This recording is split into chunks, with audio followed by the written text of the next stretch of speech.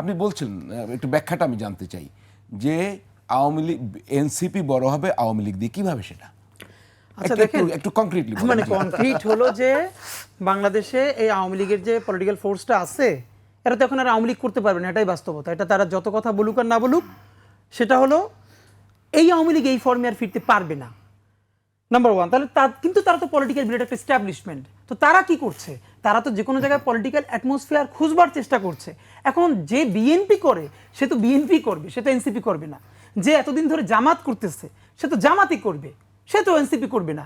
এখন এনসিপি অভ্যুত্থানের একটা শক্তি, অফকোর্স, তো তাকে তো দাঁড়াতে হবে। তো ওই যে ধরেন উপজেলায় বা ইউনিয়নে যেই আওয়ামী লীগদের অত বেশি দাগ নাই, কিন্তু তার এস্টাবলিশমেন্ট আছে একটা পলিটিক্যাল, সে তো চেষ্টা করবে এনসিপিতে ঢুকবার। আর এনসিপির অবশ্যই উচিত এই সুযোগটা গ্রহণ করা, শুধু এনসিপির না, এটা বিএনপিরও উচিত, জামাতেরও উচিত।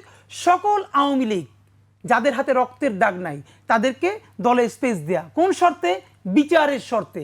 কারণ এখন যদি আমরা নন আওয়ামিফিকেশন করতে না পারি, দেখেন এখন আমাদের লড়াইটা কিন্তু বিএনপি, জামাত, এনসিপি, গণ অধিকার পরিষদের বিরুদ্ধে না, প্যারালালিক ভারতীয় আধিপত্যবাদের বিরুদ্ধে এবং আওয়ামী লীগের বিরুদ্ধে। তো এই বড় ফোর্সটাকে আপনি কি করবেন?